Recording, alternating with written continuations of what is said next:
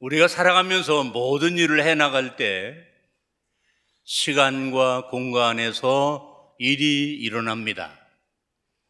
그때 아주 적절한 타이밍이 있습니다. 너무 빨라도 안 되고 너무 늦어도 안 되고.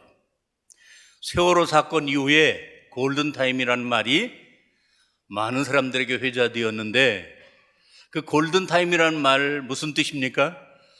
교통사고로 인해서 외상 중증 환자가 1시간 이내에 의학적인 치료를 받으면 살 수 있고, 뇌졸중으로 쓰러진 사람이 3시간 이내에 의학적인 치료를 받으면 장애자가 될 수 없다.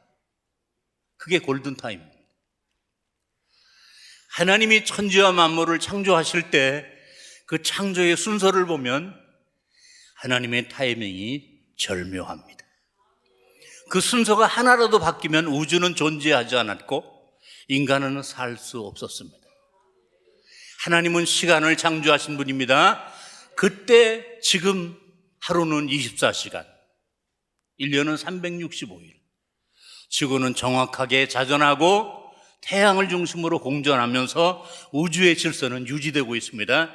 하나님의 타이밍입니다. 그와 마찬가지로 하나님이 저와 여러분을 부르셨다. 이 교회가 이 목포 땅에 세워졌다. 그리고 오늘 이 시간 이외에 하나님이 나를 부르셔 참석하게 하신다. 하나님이 이 시간 우리에게 무엇을 하시려고 하는지, 그 하나님의 타이밍을 체험하는 우리 모두가 되어지기를 축원합니다. 오늘 말씀을 통해서 크게 2가지로 살펴보려고 하는데, 다 같이 따라서 예루살렘을 떠나 온 세상으로. 부활하신 예수님께서 승천하시기 전에 제자들에게 여러 가지 말씀을 하셨지만 그 중에 잊어버리지 말아야 할 2가지 말씀이 있는데, 하나는 무엇이냐면은 마태복음 28장 19절 대명령이라고 하는, 시작. 그러므로 너희는 가서 모든 민족을 제자로 삼아 아버지와 아들과 성령의 이름으로 세례를 베풀고 가서라는 동사에 집중하십시오. 그런데 또 한 가지 이와는 너무 어법적으로 대조가 되는 말씀을 하셨습니다. 그게 바로 사도행전 1장 8절입니다. 오직 성령이 너희에게 임하시면 너희가 권능을 받고 예루살렘과 온 유대와 사마리아 땅끝까지 이르러 내 증인이 되리라 하시니라. 가는데 당장 달려가는 게 아니라 조건이 있습니다. 오직 너희에게 성령이 임하시면 너희가 권능을 받는다. 그때 가라는 것입니다. 그 전에 가도 안 되고 그 후에 안 가도 안 되고, 바로 그때 오직 성령이 너에게 임하셔서 너희가 권능을 받으면 그때 바로 가라는 것입니다. 하나님의 타이밍입니다. 예루살렘 교회가 이 놀라운 은혜로 말미암아 120명이 모여서 기도하다가 오순절 성령을 체험했습니다. 그 후로 놀랍게도 그렇게 주님의 십자가 앞에 주님을 3번씩이나 부인하고 도망치던 비겁쟁이 베드로가 담대하게 예수 십자가의 부활을 전함으로 그 베드로의 설교를 들은 사람들이 회개하고 가슴치며 신자가 되었습니다. 제자가 되었습니다. 3,000명이나 되었다고 하는 거예요. 여러분, 어떻게 이런 놀라운 변화가 일어날 수 있습니까? 베드로가 성령을 받아서 말씀의 권능이 임하니까, 그 권능이 사람을 변화시키니까. 그래서 예루살렘 교회는 건물이 없었지만 유대인들이 안식일에 제사를, 그러나 예수들을 믿는 사람들은 안식 후 첫날 부활하신 그날 제사가 아니라 예배를 드려서, 모이면 성경 공부하고 모이면 예배드리고 모이면 기도하고, 그런 수직적인 관계만 아니라, 그리고는 좌우에 옆에 사람들을 둘러보면서 나보다 가난한 사람에게 긍휼을 주고, 그리고 마음만 주는 게 아니라 물질을 주면서 교회 안에 못 먹고 못 사람이 없는 평준화된 교회를 만들어가는, 전에도 없었고 후에도 없었던 유일한 아름다운 사랑의 공동체를 이루었습니다.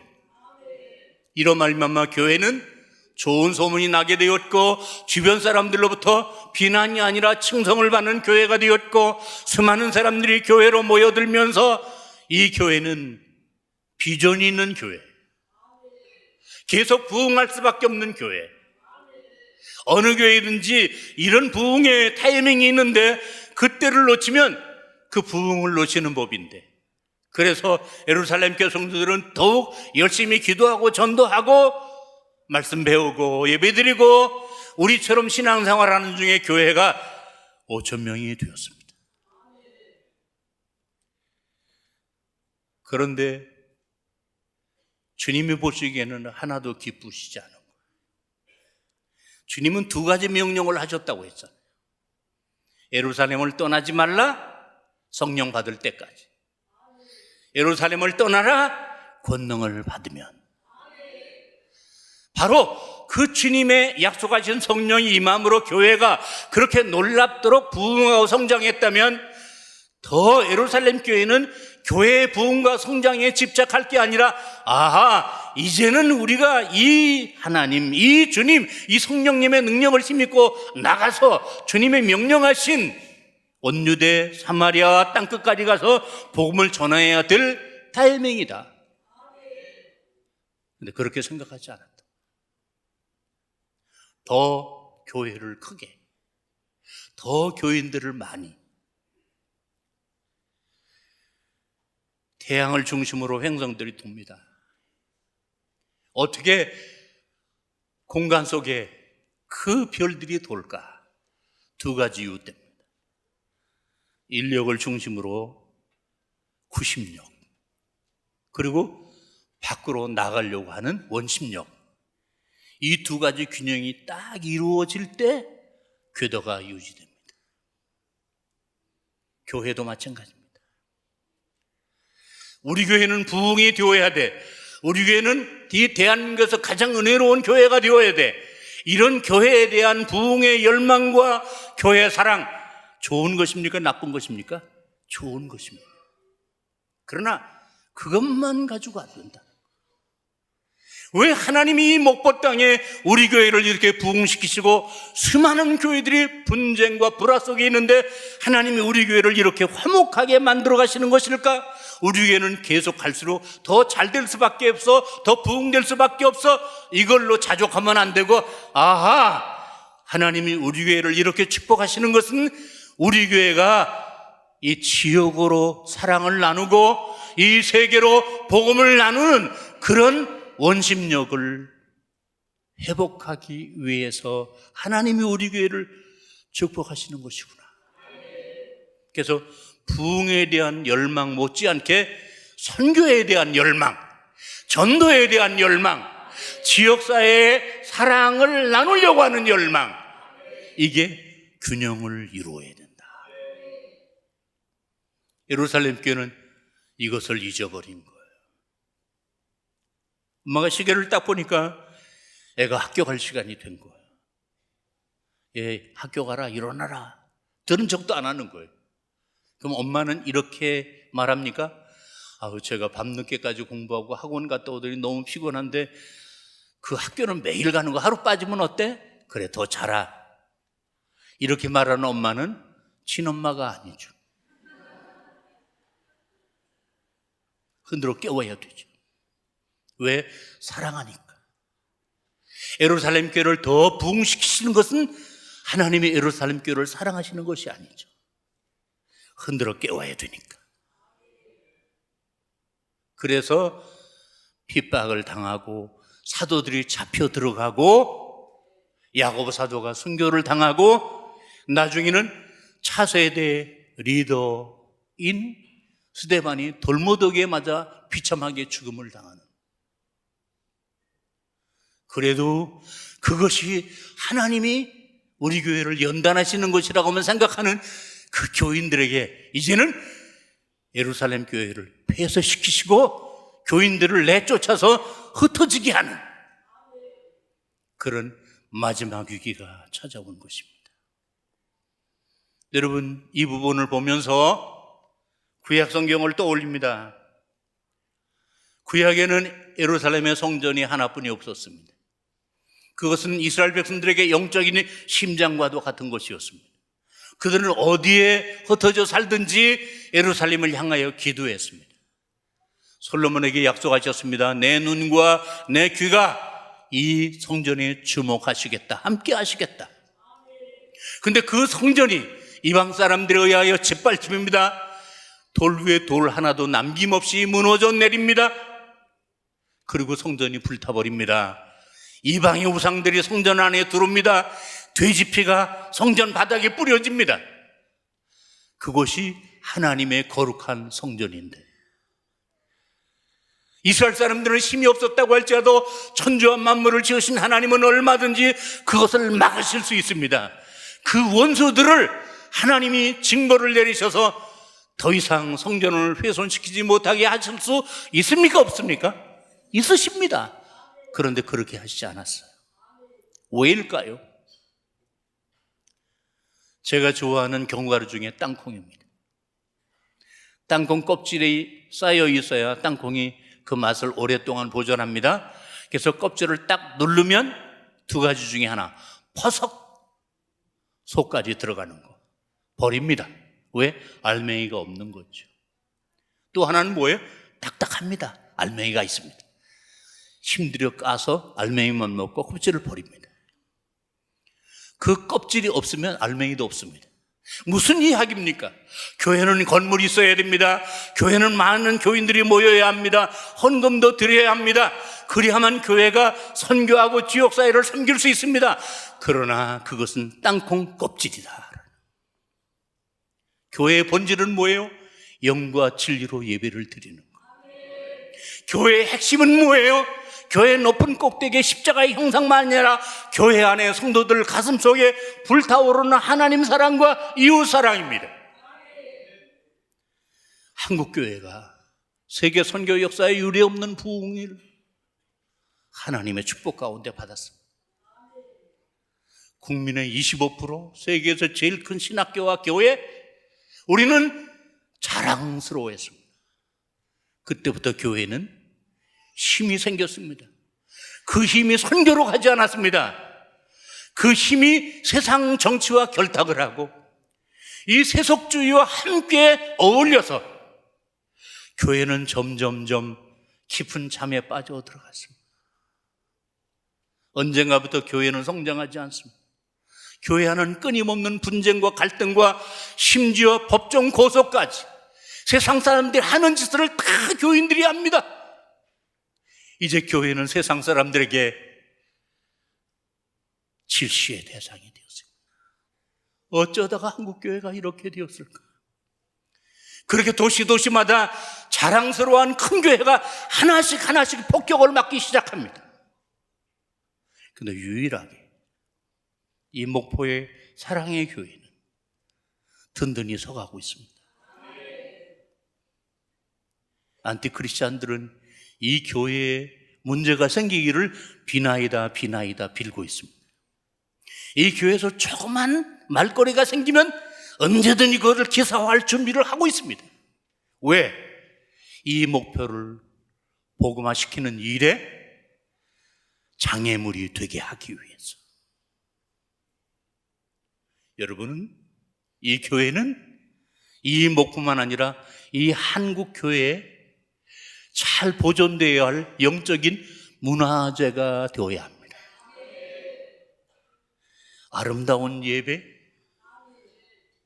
성도 간의 아름다운 사랑, 그리고 교회가 성장하는 것만큼 선교에 대한 열정도, 그리고 지역사회를 섬기는 사랑의 실천도 더 배가 되어지는 정말 교회다운 교회, 알맹이가 꽉 차 있는 교회, 본받고 싶은 교회, 전형적인 모델이 되는 교회. 하나님은 이 교회가 그런 교회가 되기를 원하십니다. 그는 건물이 아닙니다. 숫자가 아닙니다. 여러분 한 사람 한 사람이 그런 알맹이 성도가 되는 것입니다. 자, 그러면 예루살렘 교회는 어떻게 되었을까요? 흩어져 버렸습니다. 사도행전 8장 4절, 그 흩어지는 사람들이 돌아다니며 복음의 말씀을 전할 때 빌립이 시작 사마리아 성에 내려가 그리스도를 백성에게 전파. 여러분, 지난주에 본 말씀, 사마리아 유대인들은 상종하지 않았지만 예수님은 깊은 사랑을 가지시고 그곳에 가서 복음을 씨뿌려 이틀 동안 부흥회를 하셨던 그 지역, 이미 주님이 씨뿌려 놓으셨습니다. 이제 예루살렘 교회가 그 사마리아에 가서 그 주님이 씨뿌려 놓은 사마리아 교회를 부흥시켜야 될 타이밍입니다. 그러나 그들이 사마리아를 똑같이 경원시했습니다. 그런데 예루살렘 교회가 이렇게 폐쇄되고 성도들이 핍박을 받아 흩어진다. 여기 흩어진다라는 이 단어는 농부가 씨를 확 뿌리는 거예요. 그러니까 그 흩어진 사람들은 쫓겨난 게 아니라 뭐예요? 영과 진리로 예배를 드리며 성령의 뜨거운 열정을 경험하며 전도를 실천했던 하나하나 한 사람이 살아있는 교회예요. 생명력 있는 교회입니다. 그들이 흩어져서 복음이 없는 곳에, 우상이 가득한 곳에 가서 복음을 전함으로 예루살렘과 온 유대를 넘어 어디까지? 사마리아까지. 그래서 그곳에 사도가 아니라 일개 집사 빌립이 가서 함께 복음을 전함으로 그 사마리아 땅에 놀라운 변화가 일어났습니다. 사도행전 8장 7절, 많은 사람에게 붙었던 더러운 귀신들이 크게 소리를 지르며 나가고 또 많은 중풍병자와 못 걷는 사람이 나으니. 어떻게 이런 역사가 일어났습니까? 8장 4절, 그 흩어진 사람들이 두루 다니며 복음의 말씀을 전할세. 그 복음이 귀신을 쫓아냈고, 그 복음이 병든 자를 일으켰고, 그 복음이 영적인 사마리아를 거룩한 도시로 만들었다라는 거예요. 여러분, 우리가 믿는 복음이 바로 그 복음인 줄로 믿습니다. 우리가 해야 될 일이 바로 그 일인 줄로 믿습니다. 이제 예루살렘 교회는 이 소식을 듣고 사마리아를 정식 교회로 인정하는 그런 순서 절차를 따라 베드로와 요한을 이 사마리아 교회로 보냈습니다. 그리고 사람들에게 안수하여 성령을 받게 했습니다. 그리고는 주변의 사마리아 도성을 찾아다니면서 베드로와 요한이 전도하고 예루살렘으로 돌아갔습니다. 이제 이 사마리아는 어떤 곳입니까? 예루살렘 교회와 더불어 한 교회가 되었습니다. 이제 빌립은 굉장한 리더십이 생긴 거예요. 그리고 빌립 옆에는 거기서 그동안 왕노릇하던 마술사 시몬이 그 복음 앞에 거꾸러져 세례받고 빌립의 조사가 되어서 함께 따라다닐 때 그 시몬이 빌립 앞에 무릎을 꿇는 것을 보면서 사람들은 더욱 빌립을 존경하고 기독교를 인정하게 되었다. 이것은 무엇을 의미합니까? 빌립의 사역의 확대, 그 책무의 더 많아짐. 그래서 이제는 바쁘게 되었습니다. 어디 갈 수 없게 되었습니다. 그런데 바로 그때, 그 타이밍, 그때 하나님이 빌립에게 사자를 보내셨습니다. 자, 그 말씀이 오늘 성경에 나옵니다. 8장 26절, 주의 사자가 빌립에게 말하 이르되 시작, 일어나서 남쪽으로 향하여 예루살렘에서 가사로 내려가는 길까지 가라 하니 그 길은 광야라. 지금 제가 장황하게 설교한 이 사마리아, 거기와는 너무 대조적인 광야. 사람이 없어요, 마을이 없어요, 일이 없어요, 먹을 게 없어요, 마실 게 없어요. 황량한 광야, 그 길로 가라고 하시는 거예요. 공무원이 이렇게 되면 뭐예요? 좌천이.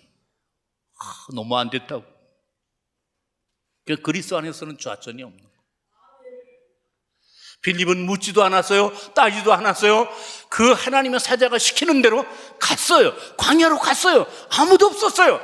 그런데 멀리서 뽀얀 흙먼지를 일으키며 마차 한 대가 달려오고 있었어요.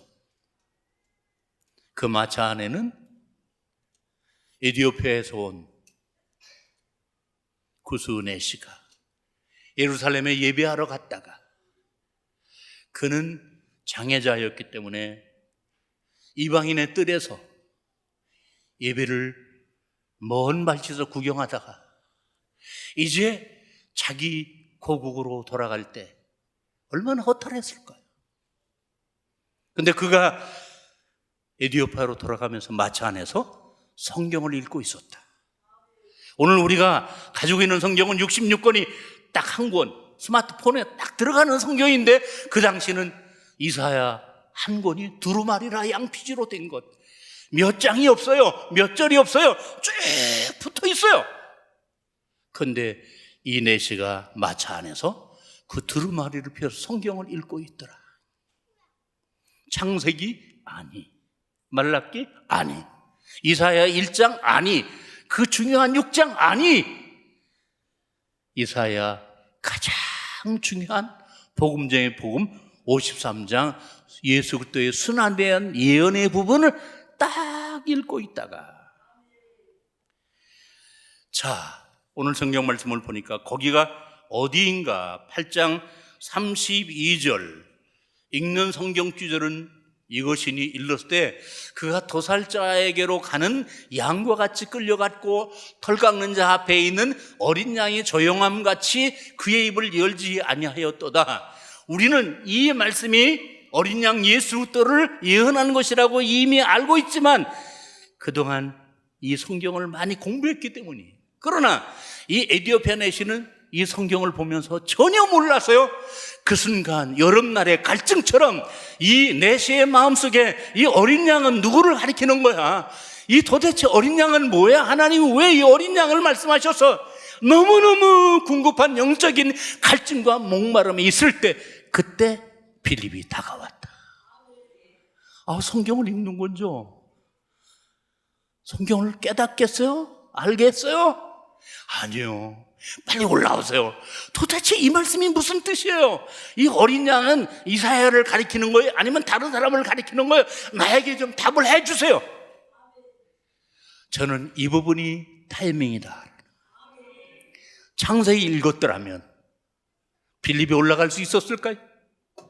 이사야 1장을 읽고 있었다면 이런 갈증이 있었을까요? 하필이면 그 순간 53장 바로 그 고난의 부분을 읽고 있을 때 그때 빌립을 딱 마주치게 하셨다. 하나님이 하실 수 있는 절묘한 타이밍. 그로 말미암아 그는 지금까지 구약은 잘 알고 있었지만 신약을 전혀 모르고 있었는데 빌립이 기다렸다는 듯이 그 어린 양은 예수 그리스도이고 그분이 십자가에 못 박혀 죽으시고 내가 그분을 보았고 죽은 지 3일 만에 살아나셨고 그분을 내가 보았고 그래서 우리는 그 십자가 부활을 전하는 증인들이고 하나님의 사자가 당신에게 나를 보내셔서 이 말씀을 전하게 하셨고 감동이죠. 와, 이럴 수가 있는가? 제가 세례 받으면 안 돼요? 세례를 받았습니다. 그는 예루살렘 교회 안에 들어갈 수 없었지만 왜? 장애자이기 때문에. 그러나 하나님은 천군을 활짝 열고 이방인과 유대인, 장애자와 건강한 사람 차별하지 아니하시고 그를 한나라의 정예원으로 받아들이신 줄로 믿습니다. 할렐루야. 하나님은 왜 그렇게 하셨을까요? 고작 한 사람인데. 아닙니다. 한 사람이 아니었습니다. 그 사람은 여왕의 금고를 맡고 있는 막강한 실력자입니다.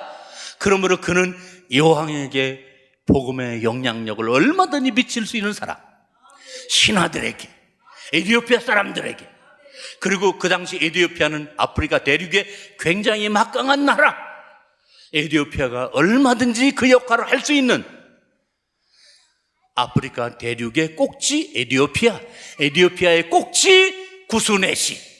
하나님은 그 한 사람을 만나게 하셔서 그를 예수 믿고 세례받게 하신 이유는 그는 한 사람이 아니라 한 민족이며 그는 한 사람이 아니라 한 대륙이었던 것입니다. 이게 하나님의 계산법과 우리의 계산법의 차이입니다. 하나님은 때때로 우리를 도시에서 광야로 가게 하십니다. 아마 서울에서 직장 생활하시던 분이 이 목포로 내려왔다 여기를 광야로 생각할지 모르겠습니다. 어떤 사람은 옛날에 잘 나가다가 지금 어려움을 당하거나 옛날에 너무 어렵다가 지금 모든 일이 형통하거나, 그러나 우리 하나님의 사람들에게는 좌천도 없고 영정도 없습니다. 그 어디나 하늘나라입니다. 그 어디나 주님이 계시면 거기가 우리의 사역지입니다. 그리고 그 상황이 우리에게는 행복입니다. 문제는 뭐예요? 거기서 내가 만나야 할 사람. 저는 이렇게 때때로 초청받아 설교를 하러 갈 때면 저는 마음으로 늘 그렇게 기도하고 있습니다. 하나님, 이번에 제가 만나야 할 사람이 누구입니까? 하나님, 제 설교를 들어서 아집이 깨지고 불신앙이 신앙으로 바뀌고 뜨뜻미지근한 신앙이 뜨거운 신앙으로 바뀌어질 수 있는 그 사람이 누구입니까? 그 사람이 여러분이기를 축원합니다. 이제 말씀을 마무리합니다. 사랑하는 성도 여러분, 오늘 우리가 믿는 하나님이 빌립이 믿던 하나님입니다. 빌립을 인도하신 하나님이 오늘 우리를 인도하신 하나님이십니다. 한번 지난 날을 돌이켜보십시오. 지난 날 그때 하나님은 왜 나를 사고에서 건져내셨을까? 왜 그때 수많은 사람들 중에 그 남자를 만나게 하시고 그 여자를 만나게 하셨을까? 왜 그렇게 좋았던 친구와 등을 지게 하셨을까? 왜 그렇게 잘나던 사갑이 위기를 만나 폐업을 하거나 아니면은 부도가 나서 내가 결국은 빈털터리가 되게 하셨을까? 여러 가지 많은 상황들이 있을 거예요. 그러나 그때는 몰랐는데 시간이 지나면 이거를 깨닫게 될 것입니다. 그때 그 사건 때문에 나는 하나님은 생사복을 주장하신 하나님이시고, 그때 그 사람이 나의 아내가 되고 남편이 되었고, 그때 그 질병이 오늘 나로 하여금 건강하게 만들었고, 그때 그 파산으로 인해서 불신앙적인 기업을 정리하고 내가 좀 신앙적인 사람으로 다시 변화되었다면, 오늘 우리가 처한 현실은 경제적인 광야일지 모르지만 영적인 도시다라는 거예요.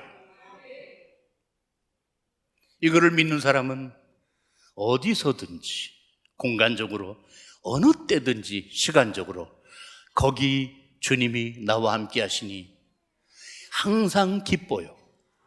모든 일이 감사해요. 그분과 늘 교제를 끊을 수 없어요.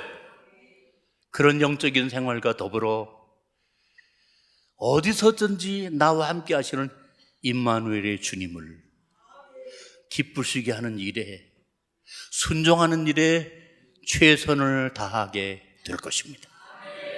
그런 여러분이 되어지기를 축원합니다.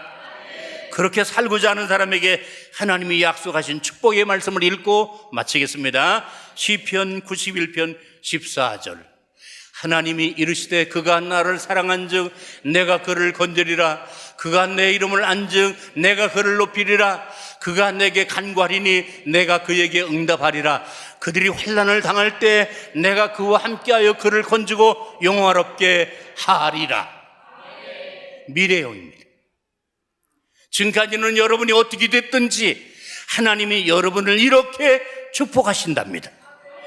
여기 이 말씀 속에 그 속에 자기 이름을 집어넣으시길 바랍니다. 이를테면 하나님이 이르시되 이 교황이가 나를 사랑한지, 아시겠어요?